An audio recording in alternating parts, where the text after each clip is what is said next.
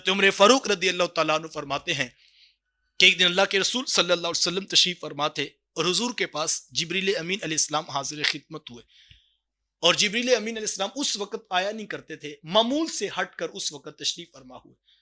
تو حضور فرمایا کہ جبریل، میں تمہارے چہرے کا رنگ بدلا ہوا دیکھ رہا ہوں۔ تو حضرت جبریل امین علیہ السلام نے عرض کی کہ حضور، میرے رب نے مجھے حکم ایسا دیا ہے جس کی وجہ سے میرے چہرے کا رنگ بدل گیا ہے۔ تو حضور فرمایا کہ جبریل، رب نے تمہیں کیا حکم دیا ہے؟ تو عرض کی حضور، مجھے رب نے حکم دیا ہے کہ جبریل جہنم کی آگ کے اندر پھونکا جائے۔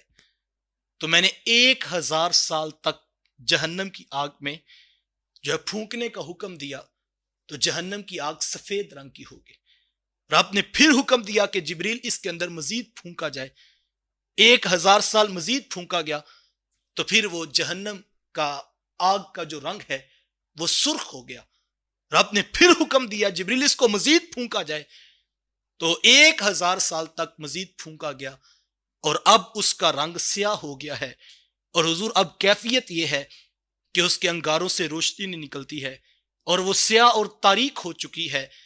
اور حضور، اللہ کی قسم جس نے آپ کو حق کے ساتھ نبی بنا کر بھیجا ہے، کہ اگر اس جہنم کے ایک سوئی کے ناکے کے برابر اس کو کھول دیا جائے تو زمین والے اس کی بدبو کے ساتھ جو ہے وہ مر جائیں۔ اتنی تپش ہے کہ زمین والے اس کی تپش کے ساتھ مر جائیں۔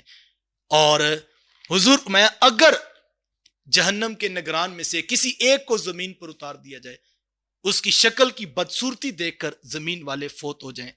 اور فرمایا کہ اگر جن زنجیروں کے اندر جہنم کو جکڑ دیا گیا ہے، اگر وہ ایک زنجیر پہاڑوں پر ڈال دی جائے، 7 زمینوں تک اس کا کوئی وزن نہ اٹھا سکے۔ ایک روایت میں آتا ہے کل جہنم کو جب محشر کے میدان میں لایا جائے گا، 70,000 زنجیروں کے اندر جکڑ کر کے جو ہے وہ جہنم کو محشر کے میدان میں لایا جائے گا، اور ہر زنجیر کو 70,000 فرشتے جو وہ دھکیل رہے ہوں گے۔ اتنا کٹھن مرحلہ ہوگا۔ یہ سارا عذاب جبریل امین علیہ السلام نے جہنم کا بیان کیا، اور حضور دیکھا کہ جبریل امین علیہ السلام کی آنکھوں میں آنسو ہیں۔ تو حضور، میں کہ جبریل تم کیوں رو رہے ہو جبکہ تم تو اللہ کے ہاں بڑے اونچے مرتبے پہ موجود ہو؟ تو جبریل امین علیہ السلام عرض کرتے ہیں کہ حضور، میں کیوں نہ رہوں؟ مجھے یہ خیال رلا دیتا ہے کہ جو مرتبہ رب کی نگاہ میں ہے، اگر میں حقیقت میں اس رتبے پر نہ ہوا تو کل میرے ساتھ کیا ہوگا؟ میں اس لیے روتا ہوں حضور، میرے سامنے میں نے دیکھا کہ ابلیس فرشتوں کے ساتھ رہا کرتا تھا، لیکن وہ کہاں چلا گیا، میں اس لیے رو رہا ہوں۔ آقا کریم علیہ السلام جبریل امین علیہ السلام کی یہ کیفیت دیکھی تو میرے حضور کی آنکھوں میں آنسو آ گئے۔ اور تھوڑی دیر کے بعد جب حضور جبریل امین علیہ السلام چلے گئے تو آقا کریم علیہ السلام باہر نکلے تو کچھ لوگ وہاں پر ہنسی مذاق کر رہے تھے۔ تو حضور اس موقع پر فرمایا کہ جو میں جانتا ہوں اگر تم جان لو تو تم تھوڑا ہنسو اور زیادہ رویا کرو، اور فرمایا تم ایک لقمہ حلق سے نیچے نہ اتار سکو، جو میں نے دیکھا اگر تم وہ دیکھ لو۔ تو اتنا سخت معاملہ ہے۔ حضور ایک دن جبریل امین علیہ السلام سے پوچھا، جبریل میں نے کبھی میکائیل کو مسکراتے نہیں دیکھا۔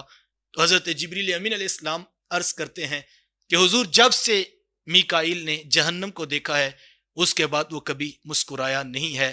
میں اور آپ دیکھیں اتنے سخت عذابات اتنا کھول کھول کر قرآن نے بیان کیا، کبھی بھی ہم غافل نہ ہو اس حوالے سے، ہم سوچتے رہیں کتاب رحمت قرآن مجید کی آیات جس طرح پہلے رکوع کے اندر ایک انسان کو اس کی رحمتوں کی امید دلاتا ہے، اسی طرح دوسرا رکوع کتاب رحمت قرآن مجید کا مجھے اور آپ کو اس طرف بلاتا ہے کہ میں نے اور آپ نے جنت اور جہنم دونوں کو اپنے سامنے رکھ کر اپنے ہر قدم کو اٹھانا ہے۔